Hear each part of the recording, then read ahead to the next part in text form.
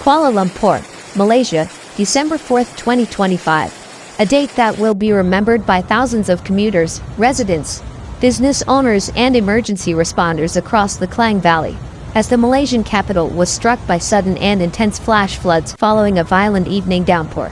Heavy rain began falling around 4 p.m., but witnesses say the clouds had already been gathering since late afternoon, building into a massive storm system that overwhelmed the city's urban drainage infrastructure within minutes. By 5 p.m., major roads across central Kuala Lumpur were in gridlock. By 6 p.m., some streets were under rising brown water, and by 6:55 p.m., the Fire and Rescue Department received its first emergency call, triggering the deployment of 18 officers and personnel from 2 fire stations into some of the most heavily affected districts. According to Operations Commander Mohammed Hassan, several areas experienced rapid water overflow, though fortunately no casualties or major property damage were reported. The worst-hit zones included Jalan Sentul Pasar near Taman Bahagia, Jalan Baitul Bada in Taiti Wangsa Central, Jalan Haji Saleh in the Sentul area, Kampung Cubadak Dalam, and Beta 2.5 along Jalan Ipoh. These locations sit in some of the lowest-lying pockets of the central city, areas that often suffer during seasonal storms but which rarely flood this quickly. Social media exploded with videos showing fast-moving floodwaters tearing down streets, carrying plastic bins, debris, small objects, and even pushing against parked vehicles. Drivers stuck in traffic along Jalan Sultan Azlan Shah, Jalan Sentul, Jalan Pahang, Jalan Tun Razak, and near the Kuala Lumpur World Trade Center shared clips of water rising as they sat immobile for 20 to 30 minutes without being able to move forward or backwards. Several key intersections around KLCC, the iconic heart of the city, saw complete standstills, with cars left stranded as rain hammered against their windshields and visibility dropped so low that some motorists described the scene as you couldn't see the road at all. Reports stated that drains overflowed in multiple residential neighborhoods, something that residents said almost never happens, highlighting the exceptional nature of this storm. While flash floods are not new to Kuala Lumpur, the speed of the water rise shocked even long-time locals. More than 370 Kuala Lumpur City Hall DBKL personnel had already been monitoring 15 flood-prone hotspots following earlier weather alerts issued by the Malaysian Meteorological Department Met Malaysia. Despite the city's preparedness, nature outpaced all mitigation measures within a very short time window.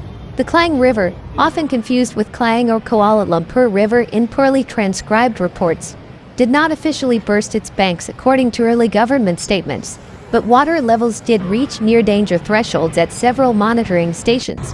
DBKL later confirmed that river conditions in parts of the capital exceeded danger levels temporarily, especially near Jalan Sultan Azlan Shah and Jalan Tun Razak, where nearby riverside routes experienced significant waterlogging. Witnesses across Bangsar, Petaling Jaya, Gambak, Beta Caves and Kayang also reported flash flooding during the peak of the storm. These areas, located along the wider Klang Valley Basin, were affected by the same convective weather system that swept across Kuala Lumpur. Commuters from Jalan Air Panas, Jalan Yap Kwan Sing and Jalan P. Ramlee described traffic conditions escalating from slow movement to total paralysis. Vehicles exiting shopping centers, office towers and underground parking lots around KLCC found themselves trapped in long lines of stationary cars. Some drivers reported moving less than 3 meters in nearly half an hour. The intensity of the storm fits into a broader pattern affecting Southeast Asia during late November and early December 2025. Torrential rains have battered countries across the region, including Indonesia, Vietnam, Thailand, Sri Lanka and Malaysia. According to international assessments, millions of people have been impacted across Asia through a combination of monsoon surges, cyclones forming in the Indian Ocean and South China Sea, and a warmer atmosphere capable of holding more moisture than ever before. In many cases, episodes of heavy rainfall now unleash destructive volumes of water in less than an hour.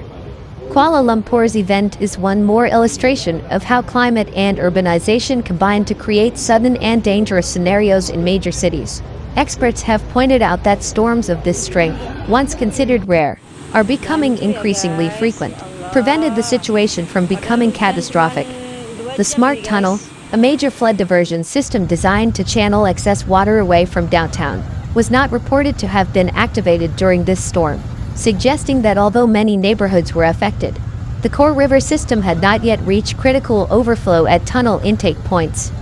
Even so, the magnitude of the surface flooding revealed vulnerabilities across the city's aging drainage network.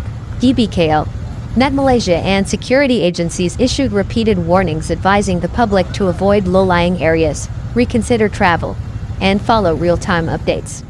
As the rain continued into the evening in lighter drizzles, responders monitored the worst spots to ensure water levels receded without causing secondary hazards such as sinkholes, electrical faults, or trapped vehicles. By late evening, many of the flooded roads had become passable again, though traffic remained heavily congested across the Klang Valley for hours. The rapid rise and fall of the water level is typical of flash flood events, where intense rainfall meets impervious surfaces in dense metropolitan areas. Now that the key facts have been established, the story continues with what unfolded beyond that initial two-hour window of chaos. Drivers who found themselves in the gridlock recount scenes that felt surreal. Torrents of water moving sideways across the road, swirling around wheels, pushing against bumpers. Pedestrians running under shop awnings, seeking shelter from the intense rain and the occasional rumbling of thunder that echoed between high-rise buildings. Delivery riders, many of whom work on motorcycles, navigating water nearly waist-deep in some pockets, captured in photos that went viral across local social platforms. In one widely shared clip, a man waded through brownish floodwater carrying a child on his shoulders, moving toward higher ground near a pedestrian bridge. Local businesses were caught off guard as well. Street vendors closed early, restaurants reported customers staying longer than expected because it was unsafe to leave. Malls in Bukit Bintang and KLCC saw shoppers congregating near windows and doors, watching the rain pound relentlessly outside. Security teams blocked access to lower ground parking areas in some buildings as a precautionary measure, fearing water infiltration. Urban planners and environmental analysts were quick to comment, noting once again how Kuala Lumpur's rapid urban growth over the past decades has reduced natural infiltration zones. Concrete, asphalt, underground structures, and dense construction leave limited pathways for excess stormwater. Without adequate retention ponds, upgraded drainage tunnels, and cleared stormwater channels, any extremely intense rainfall event can create sudden flooding, even without a river overflowing. In this case, the storm cells responsible for the December 4th flash floods moved across the city faster than expected, compressing what might normally be a multi-hour downpour into a sharper, more violent burst. Meanwhile, residents living near the Klang River and Gombak River kept a close watch throughout the evening. Although the rivers remained within manageable limits, the fear of cascading overflow remained high. Malaysia has faced deadly floods in the past, especially in rural states, and the memory of these events makes every strong storm feel more threatening. Fortunately, authorities confirmed again that no lives were lost in this December 4th event. Beyond Kuala Lumpur, the region also continued to face challenging conditions. Earlier in the week, heavy rains had caused disruptions in Thailand and Indonesia, leading to evacuation efforts in certain provinces. Vietnam's central coast also recorded severe weather associated with a low-pressure system in the South China Sea. In Sri Lanka, authorities issued alerts for landslides after 3 consecutive days of intense rainfall. These combined events across different countries reflect the broader climatic instability now seen each year during the transitional monsoon period.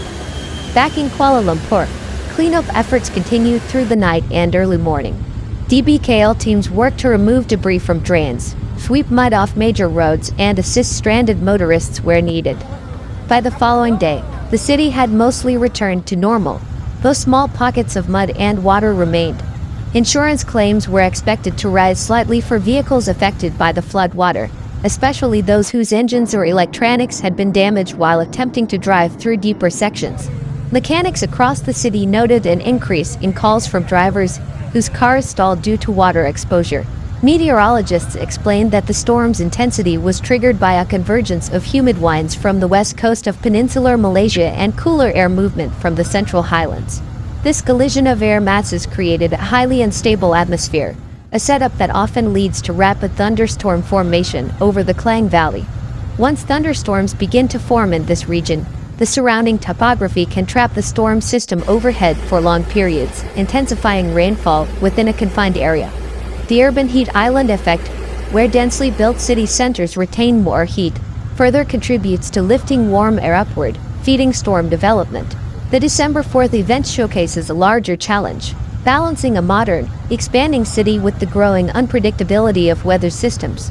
Despite considerable investments in flood mitigation, including the smart tunnel, new retention basins and regular clearing of storm drains, Kuala Lumpur remains vulnerable to intense storms. Extreme weather events no longer follow the predictable patterns of decades past. What used to be considered a heavy rainstorm is now frequently surpassed by sudden convective bursts capable of releasing massive rainfall within minutes. As witnesses shared their experiences, many described a sense of helplessness. Sitting in a car, unable to move, watching water rise is a frightening moment even for seasoned drivers. Several viral videos captured people stepping out of their vehicles to check water levels or attempting to redirect small floating debris away from blocked drainage entrances. Motorcyclists, particularly vulnerable, sometimes abandoned their bikes and stood on curbs, holding their helmets above their heads as water swept past their legs. The storm also reignited discussions about Malaysia's broader climate resilience strategy. Environmental groups have repeatedly called for improved urban planning that accounts for more intense rainfall. Suggestions include expanding green spaces, restoring natural waterways, redesigning roads to incorporate underground water channels, and increasing the number of rainwater retention and detention facilities throughout the Klang Valley. International observers pointed out that similar issues exist in other major Asian cities: Jakarta, Bangkok, Ho Chi Minh City, Colombo,